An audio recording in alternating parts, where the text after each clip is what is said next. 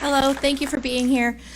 My question is, if you're a woman trying to pursue your sport, how are we supposed to, I don't know, fight men trying to transition over and taking the records and scholarships from women? Thank you for asking this question. So this is where it's been interesting because I'm in a business where the Lord has blessed me, where I could say whatever I want, whatever I want to say it, and I've been doing that for a while. And then I kind of have this meeting of people that are so good, and they see something so wrong, and they're so afraid to say what they see as wrong. And this is like one of the most, this is like number one issue, right? Where I get these beautiful emails from mothers who are just so agreeable, and they're just great people, right? And they're so intimidated by the alphabet mafia, right? The LGBTQ whatever, right? That they wouldn't dare say anything against it, right? And so, yeah, I say this, first let me just say this, everyone needs Jesus Christ. It's the most important thing, everyone, including the man who's competing in women's sports at University of Pennsylvania and destroying women's swimming. I want him to come back into communion with Christ. It's very important. Before this entire kind of trans movement, there used to be a psychological condition called gender dysphoria, where this would be diagnosed as. It's a very serious thing, where someone thinks they are a separate gender than what they are. There are treatment options, non-medical by the way, of getting to root causes. Maybe you were really poorly treated by your current gender when you were a kid. Maybe you have father issues and you're a boy. There's a lot of different things that could play into it.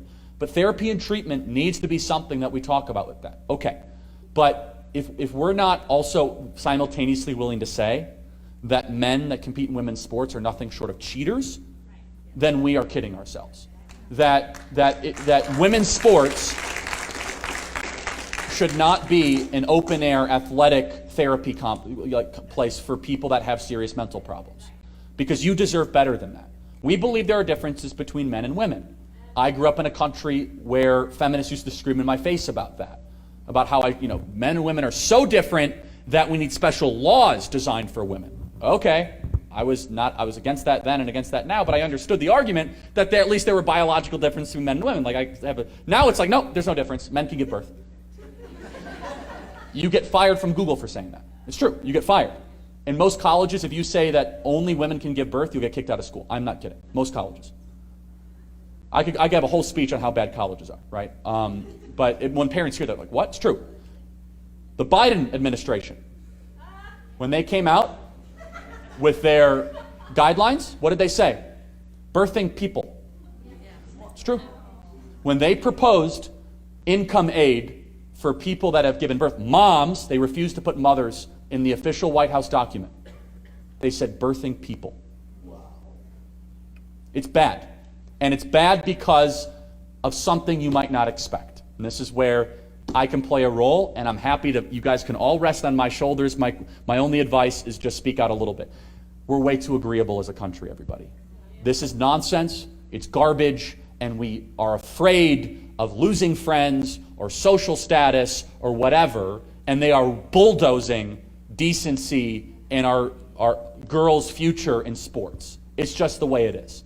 And again, happy to bear the brunt of a lot. You're transphobic. Yeah, actually, I'm kind of afraid of women's sports being abolished. Like, thanks for mentioning that. I kind of am. I think it's awful. I think it's terrible. And it's unfair to all of our female competitors that work so hard. And there's so many other issues of that. So your specific question is, what can you do? Not a lot without losing a lot. I'm going to be very honest with you. They will condemn you. They will ostracize you. They'll say you have no compassion. You have none of this stuff. This is a fight for your parents to start to pound the table, to be perfectly honest, right?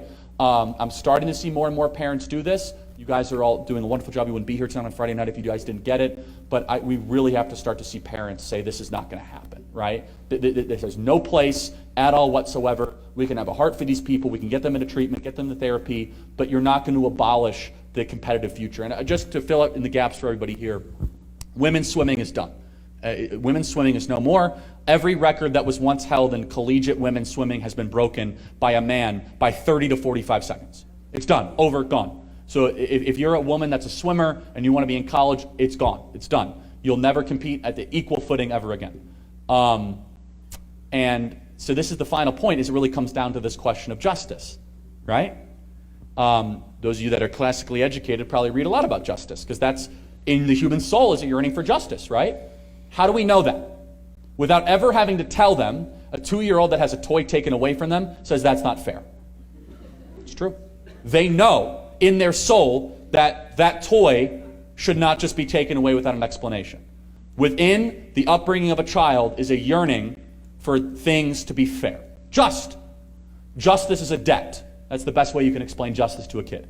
Justice is a debt that is owed, meaning you did something wrong, something must happen. This is massively unjust. It is, on every single level. So I don't mean to kind of do a detour on that, but this really is the regime of political correctness. It is.